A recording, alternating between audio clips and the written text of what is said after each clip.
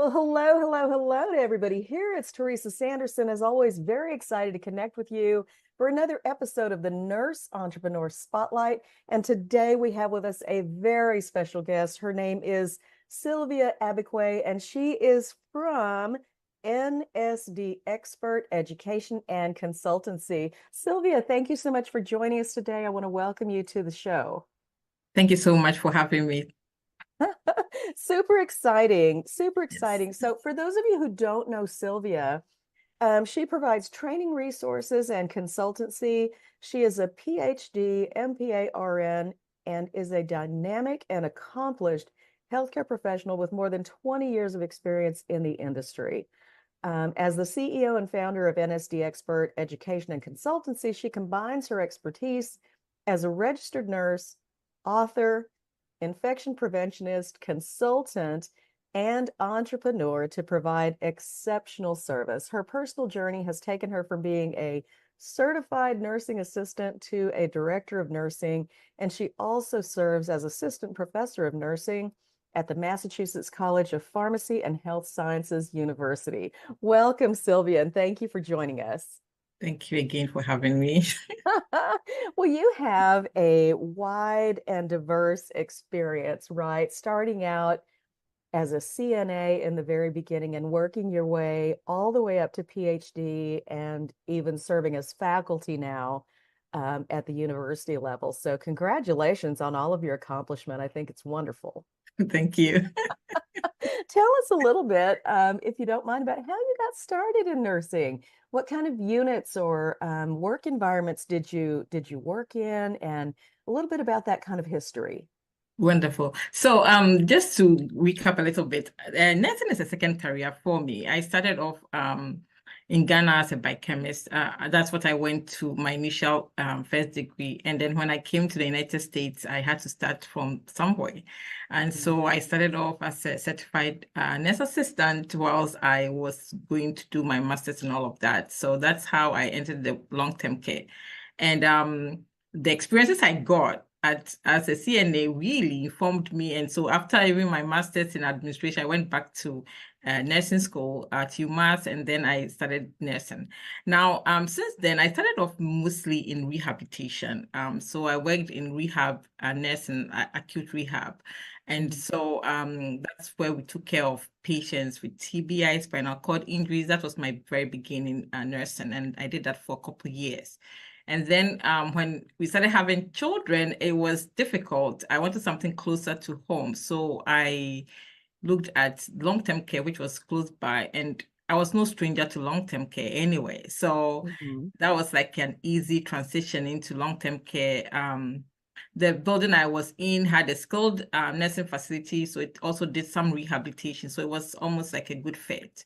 And so that's how I ended up in long-term care. And whilst there, I did different things. And Mhm. I think the longest thing I did was being a night supervisor at some point because of the daycare and problems with children. So I ended up doing the night shift. However, Got it. after the last one was ready to go to school, I decided, you know what, I just want to pursue further education in nursing. And that is how I ended up going back to school to get my PhD. And after that, I went back to long-term care again, this time in management role as a director of nursing. And not too long after that, I believe that was when COVID. So I was in there for about 2.5 years, and then COVID hit. And Mhm. so I was right in the middle of COVID and all of that. I also got infected with COVID, all of that. So I think after about 6 months in, I felt like, you know what, I saw a lot of things that needed to be changed. And so I felt like every time I went to work, I couldn't do what I wanted to do because I was always putting off some fire or something. So I wanted to step back and Mhm. actually impact change from outside, inside. So Mhm. that is Mhm. also how I moved out of long-term care. So I still am out, but I'm in Ghana. I love that. And I think there's so much wisdom in that statement that in order to affect change on the inside, I needed to be outside. And that's true because I think so many directors of nursing, probably 99.999% of directors of nursing in long-term care feel like if I weren't putting out fires every single day, I could lead my team. I could have an opportunity to make a difference, right? That's So, exactly true. That's exactly wow. true. I mean, you wish there were more hours in the day Mm, than you were given. And because after doing all that you had to do and then getting back to the actual work for the day is almost over. And the change you want to see is difficult to enact. And so sometimes being able to help from outside definitely it's helpful. Okay. mhm. I'm not I saying all love that. DONs should leave, but Yeah, yeah, I'm not saying DONs should leave, but the passion I had was different. I mean, I couldn't sleep over it. And the encounters and they were profound. The experiences I had with some of them were very profound, and I needed to do something about it. And so that for me um warranted that really harsh or critical mhm, approach, mhm. if I would see that. Yes.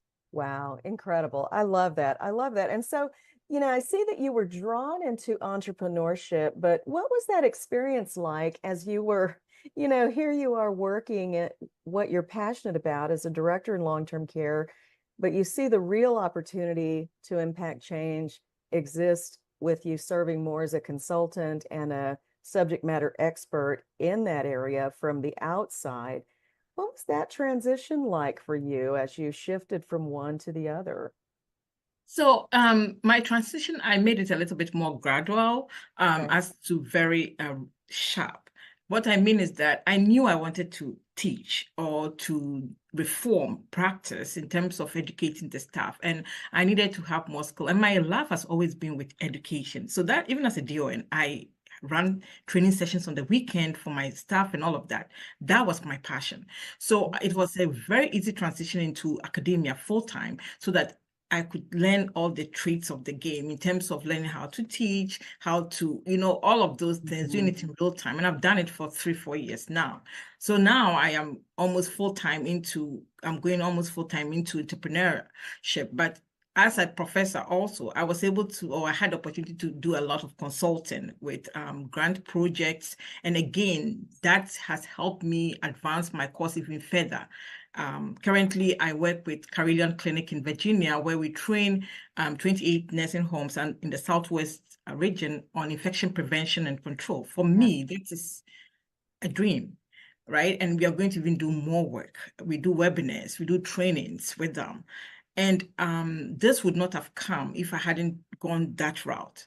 And now I really have gotten a lot more busy. And so I really now want to look at being fully out there doing this entrepreneurial work and also advancing the training and expertise and helping long-term care facilities to really look at how they are onboarding, orienting their nurses, and also help them to be able to retain the nurses, given that we are in the middle of such crisis with turnover.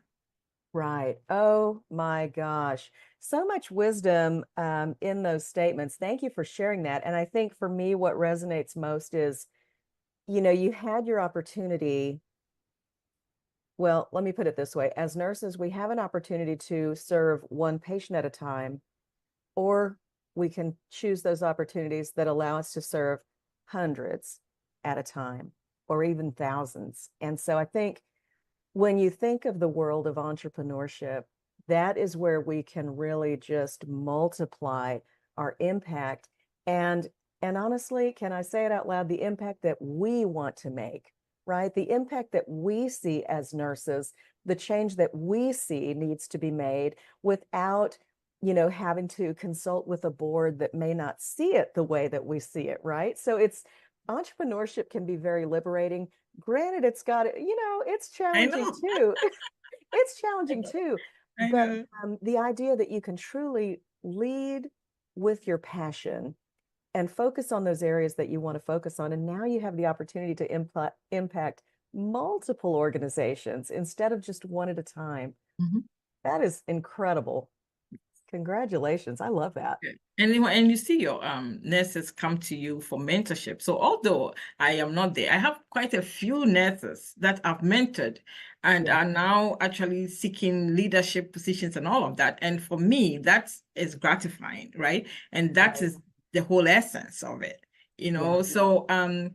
So yes, being able to really enact change and improve quality care outcomes, for me, that is a huge thing. Hmm. So yes, it's good to be able to do to make your passion make money for you. Kind of at the same time, too, you're doing two things. You are really impacting the change that you want to do, and it comes Hmm. with a lot of hard work and determination and staying the course and really finding your voice and your message. I think that's what it comes down to. Absolutely. Oh my gosh, love it. So tell us a little bit about what you love most about working for yourself, about being an entrepreneur. So again, if I could say 9 to 5, like I had no sleep with director of nursing position.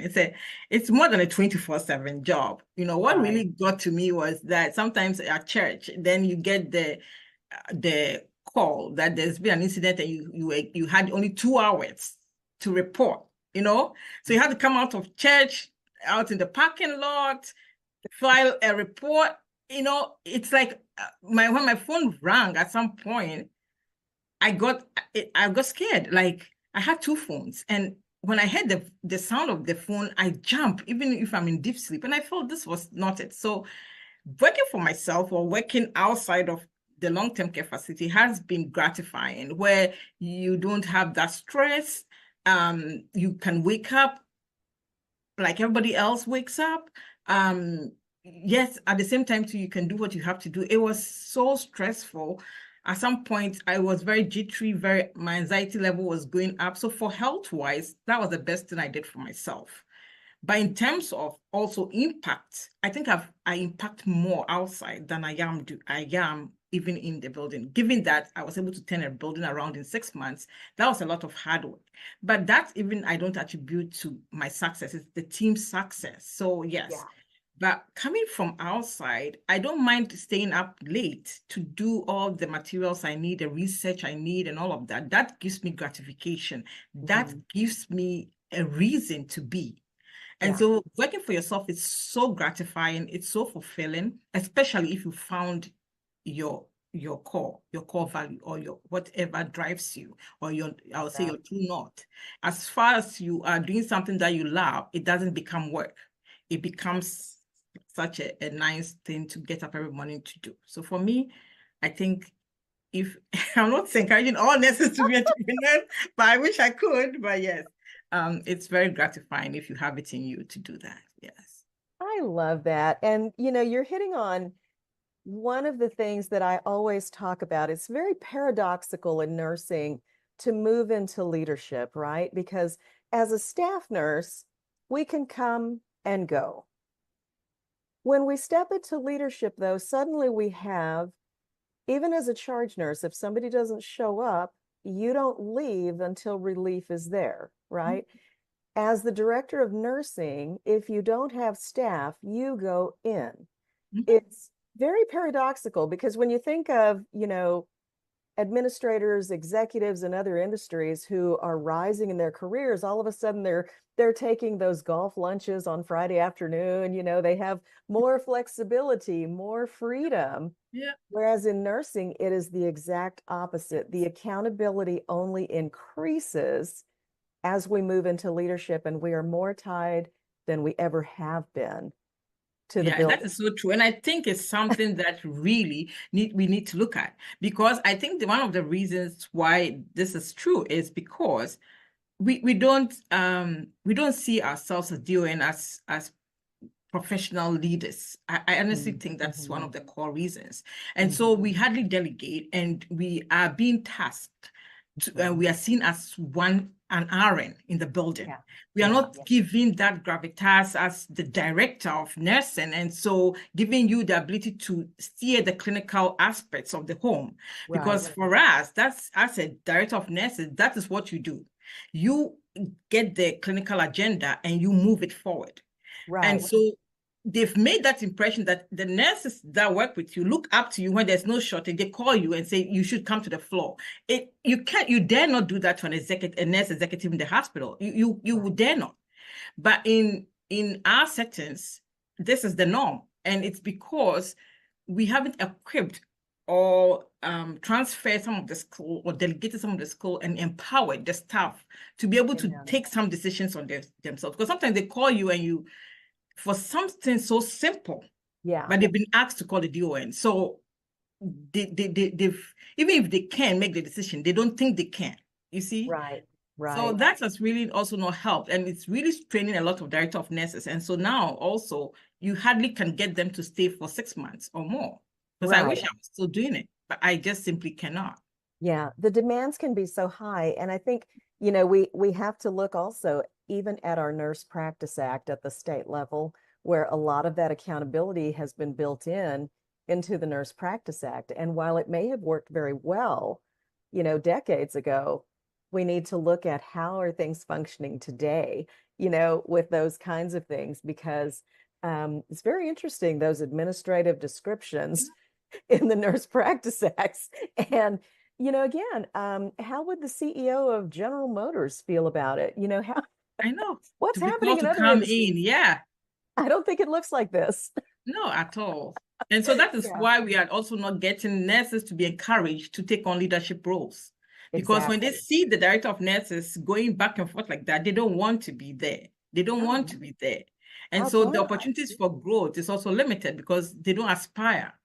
Nothing in it encourages them or to do that. And that is something that is part of my agenda, to work towards changing this whole landscape, this whole narrative, and let upcoming nurses see director of nurses as a very lucrative and as a job that they can look up to, because they are going into nurse practitioner paths so that they can get that autonomy and that leadership that they want. And they are not looking at DON as a career option, not necessarily. And so how do we change that perception? How do we change that narrative? It's by changing how the culture and changing how we look at that role within long-term care and start to give the director of nurses that ability to lead and also to really set a clinical agenda or help to, So that is really some of the passionate things that, the things that I'm passionate about. And hopefully, I think I could change the dial a little bit. I think you are ready. I think you are ready for that. And I love it. It's so needed. And we just have to shine the light on it, because our aging population will be for decades the fastest growing population.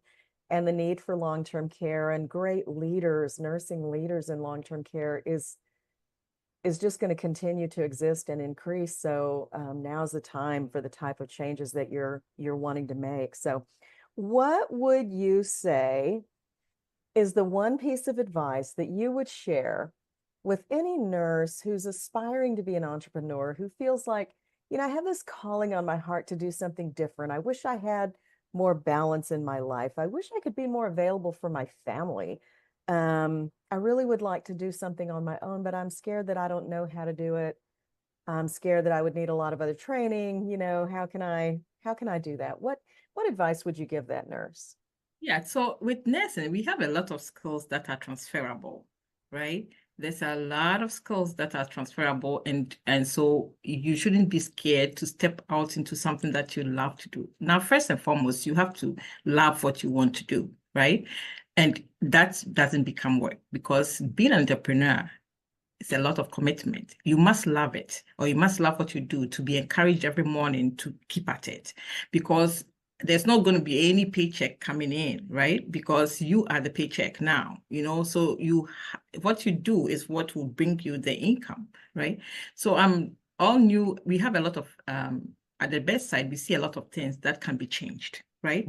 I can't tell you how many things we see things I say, oh, I wish it was this way. So you have the idea. So look around you. There are so many things that need change. There are so many things that you can probably do better or suggested. That could be a way to start thinking about it, and then doing a little bit more research about the area, and then taking on that challenge. Again, I'm not saying that you should quit your job right away and go. No, it's always never been advised, but you should start to ease yourself out and start to put some time into looking at what you really love to do, because certainly I think it pays off. It giving you that flexibility that you want. It's also very, very impactful and making a difference. It's great. And some actually leave and do things that are not nursing at all. And that is also okay, as long as for you personally, your health is important. You have no anxiety, less anxiety. You are loving what you're doing. You are having time for family or whatever you do. I think everybody's not is different. So just reflect. Always the beginning of the year is the right time to do that. You just reflect on your practices. Where do you want to see yourself in the next 2 years, 3 years, 4 years, 5 years? And I, for example, keep a journal, and I know how I want my trajectory to be for up to the next 5 years. Mm-hmm. I did this exercise when I was in my PhD program. We had a professor that said, write out what you want to be. And I wrote it out and I'm executing them. So every job you take should inform the next. What skill set have you acquired that informs the next? Because you should see yourself, you should have a larger vision and see yourself how you want to be. Even if you're doing a business, how do you want to see your business in the next 10 years? For me, I'm looking at an institute where I'm going to train nurses, right, to bridge the gap between practice. So I want an institute that is a retreat center that could also afford self-care. So that is where I'm going with all of this. But that is my long-term goal, and I'm working at it, right? So entrepreneurship is beautiful and really I really love it. Honestly, I do. Awesome. Awesome. And so, yeah, the key point there, do what you love. Do what you love, what you're passionate about. And that's the beautiful thing, when you can take what you're passionate about, it's easy to share it with other people. You are naturally inspiring. And that's what nursing needs. Nursing needs a lot of inspiration, a lot of encouragement, a lot of empowerment today, because we have been suffering for so long. Nurses have suffered for decades. And but now we're on the cusp of change.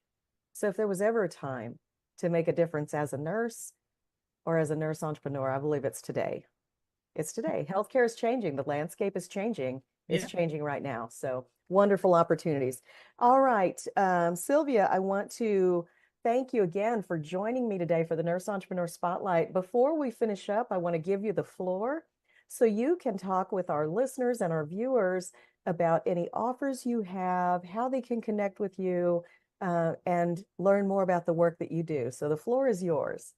Okay, so I would say that I'm here to help long-term care facilities that are struggling to retain staff. I'm here to help you to figure it out. So what we do is we offer comprehensive onboarding and training services. We take the orientation from you and we orient your staff for you. And what we do is that we have a clinical component that we do with them and a skills component. And then we also offer mentorship so that they can be comfortable in their roles, even as they navigate the long-term care landscape. We also offer consultation services where we can come in and help you structure a staff retention program that would improve job satisfaction and also enhance the sense of belonging of all your staff members, so that not only would they stay, but they will be committed and engaged in your activities in there. And we've been working with a couple nursing homes and it's going terrific. And so, yes, I want you to jump on board. I am available, my website, www.nsdexpert.com. Go check us out. And also I'm on LinkedIn. So if you Google my name, NSD Expert, you'll find me, Sylvia, also on LinkedIn. And I've authored 2 books. One is a book, Navigating Long-Term Care, A Practical Approach for Nurses. It's the main textbook, and it has its reflective workbook. This book is supposed to be the curriculum to help to train your staff or to orient them into practice. And also look out, the 3rd book is coming in April, and it also gives you a blueprint on how to retain staff in long-term care. So I can't wait to share that book once it comes out. So again, this is what NSD experts, that's what we do. Yeah.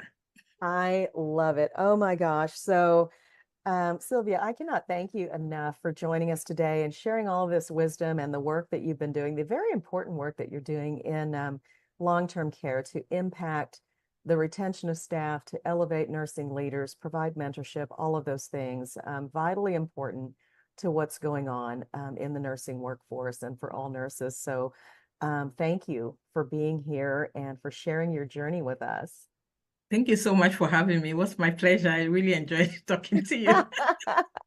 Awesome, awesome. And for those of you who've been And I just watching, also want to say something. I want to thank you for the continuing education program. It's been very, very helpful.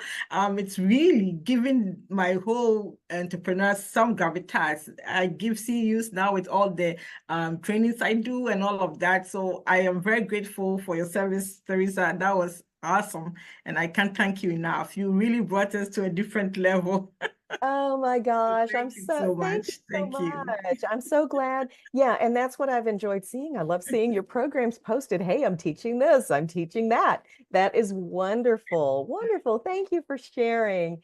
All Thank you. right. And for everybody who's been viewing, watching this interview, or listening on the podcast, I want to thank you for joining us today. And we will see you next time on another episode of the Nurse Entrepreneur Spotlight. Bye for now.